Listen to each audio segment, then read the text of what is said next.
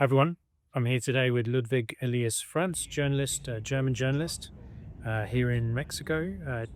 Ludwig, you recently wrote an article in the Yucatan Times about the Volkswagen Beetle. It seemed to me it was something of an ode, almost a love letter to the Volkswagen Beetle. Is it something that you were particularly aware of? Does it manifest from the fact that you're German, from your Germanness and the long history of this incredible bit of engineering that's lasted for so long and still exists in Mexico? Is that where the tone of your article came from? Yeah, well, I think uh, the tone of my art of the article really just evolved while I learned about the bojo in Mexico. Uh, that's what the beetle is called here, and also because to me, in my German perspective, it always just was kind of the car that Hitler wanted to make and have a cheap car for basically all of the population. But so to Germans, it's this connotation of Volkswagen kind of also being a Nazi term or being interpreted as that in later times has like a weird taste to it. But on the other hand, after the after World War II was done and the Beetle actually was able to be produced serially, uh, it kind of got also to be a symbol of the economical wonder in Germany, as well as later on when it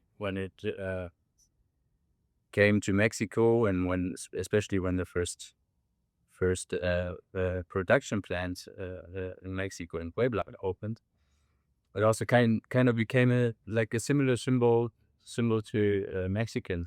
That's what really amazed me, that it has like this different aspect, different aspect of that as well. Yeah, it's undoubtedly an iconic vehicle in Mexico. It's probably the iconic vehicle.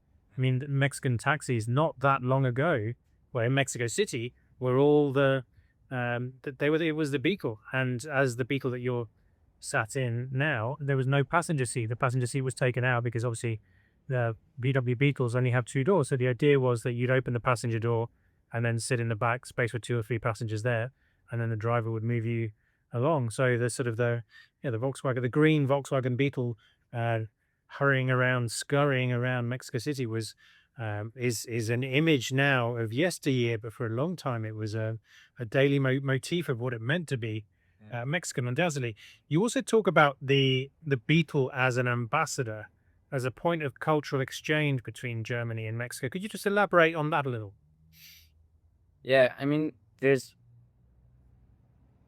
different angles that are that you could take on the Beetle being an ambassador, but especially in a sense where uh, you find a lot of descriptions of Mexican and German friendship, like German engineering and Mexican creativity coming together in the Beetle, and there's a lot of stories out there about fathers working on their cars with their sons in Mexico, or just uh, also like this interior. It's kind of more like a boat interior vibe, and you can also already get an idea of how uh, how the Volkswagen, how the Beetle became yeah, really a symbol of international friendship and kind of conviviality. That's how I put it in my article. That's a phrase of Ivan Illich, who also itself is a himself is a kind of a figure of intercultural friendship, and kind of trying to look at the aspects of uh, tools being useful to communities rather than being imposed on them, driving them apart. Yeah, certainly the mechanics of the Bocho are not that complicated. I think it's one of the reasons why it survived so long. I mean, it stopped coming out of the production line here in in Mexico in 2003. I think it lasted in Brazil a little bit longer, but that's 20 odd years ago now, and there's still a lot of bochos around. And the simplicity of the mechanics means that you can pretty much understand what's going on.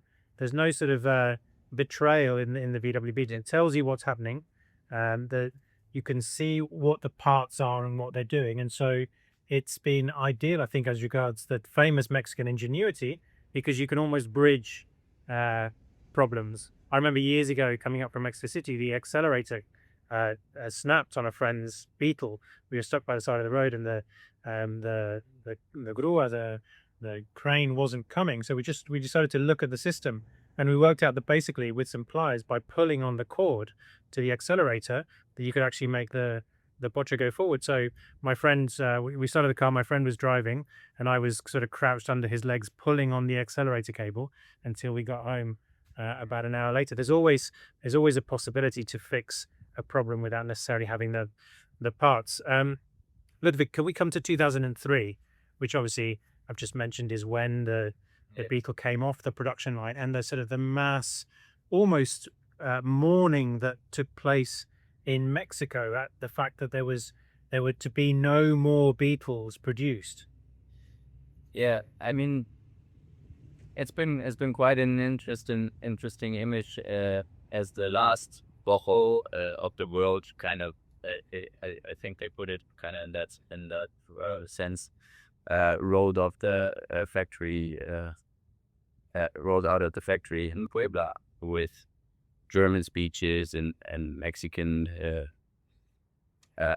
with music. How's it called? Mariachis, with mariachis. And yeah, I just read a little bit about the morning, but it seems quite obvious to me, because I can kind of really feel it myself, that I've been looking up some things about the Beetle coming up, a new model in 2025 and something like that. There's actually quite a lot of videos out there, probably most of them being AI generated, to kind of catch people on the nostalgia on that specific car. And I think it's just something you can't really recreate in any sense. So yeah, I was in Mexico in 2003, and I remember the reaction. There were billboards everywhere saying goodbye to the sedan with a picture of the Beetle. There was a cinema advert campaign saying goodbye to the Beetle as well. It was a mass national farewell that took place. It definitely wasn't anything like I've ever seen take place before, as regards a sort of cultural relationship with a vehicle, which, as you say, is completely different in Germany, right? yeah. I mean, in Germany, it's very, very hard to get a crew come across a Beetle of that age. There's a few newer models out there, but they're really not the same spirit. They don't really have the same attitude as the original, the Volkswagen Type 1. And yeah, it kind of evolved to be a forgotten tale. Let's put it that way. And so it really, it made me really happy, because here is really not hard. I'm not that long here in Mexico, but it's easy to find bojos all over the place still. And no matter what, and no matter how it looks, it still goes on and still tries.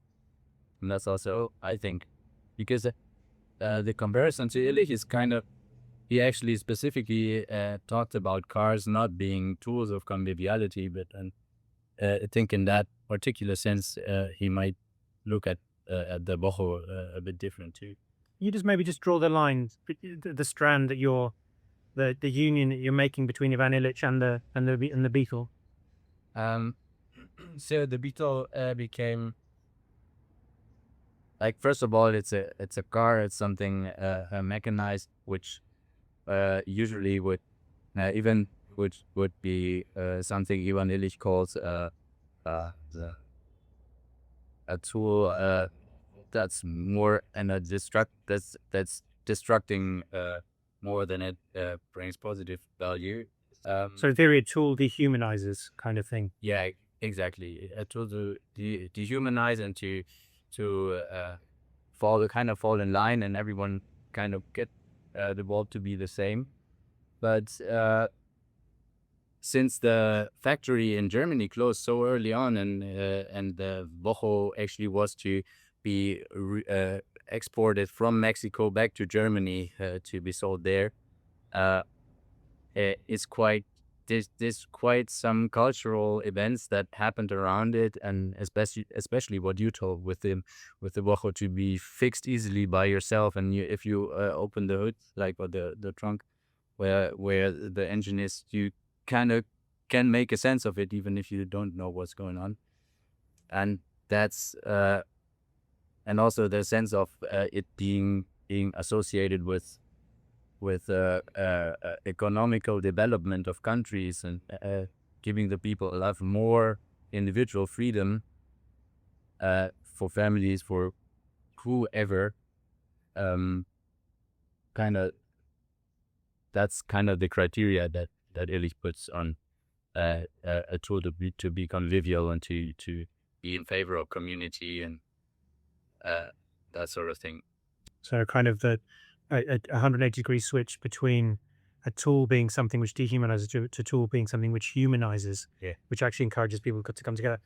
Also interesting that because obviously the Bocho VW Beetle is so iconic and was so popular and so unique from a design perspective, but the fact that wasn't followed through, it's almost kind of an evolutionary cul-de-sac. In my brain, I mean, it's completely different, but like Concorde was similar, because Concorde was a groundbreaking bit of engineering.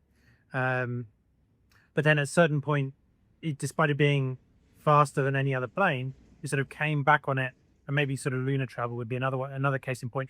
But there is no design-wise, it seems as though sort of the predominant line of vehicle evolution went down another path and completely ignored the path of the VW Beetle. There's nothing, even the new VW Beetle doesn't really look anything like this. It's completely distinct. It sort of just brought itself to an end. Yeah, exactly. And especially like the characteristic cars of the Beetle having such a friendly look with his lights in the front and everything, that's just being get rid of, or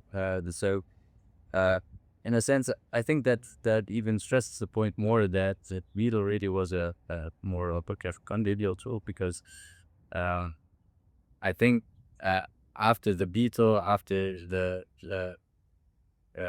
economic revolution, there's been, or like even during that, the shift already went towards easy solutions, in the sense of that the things have to be cheap, they have to be working not too well, so that people will buy it again if it breaks, and like this sense of a capitalistic mentality, I think, plays a big part in things not being beautiful anymore, and not actually having any kind of soul left, which you can see like in this design. And also I think in some designs, and there's a Volkswagen Type 2 as well, like the bigger vans that evolved, which also they were like, I think 3 models. The first 3 models of the Volkswagen van were quite interesting and quite lively and kind of just very soulful cars. And as it evolved, people like the economy just got rid of it in as many senses as possible. I think that's only to find nowadays, and kind of private or community activity that they're trying to find those kind of solutions. Ludwig, we're going to link to your article in the information on the podcast. But for the moment, thanks so much for giving us your perspective on this unique ambassador between Mexico and Germany, and of course focusing in a little bit on Mexico's love affair with this most incredible of vehicles. Thank you, Ludwig.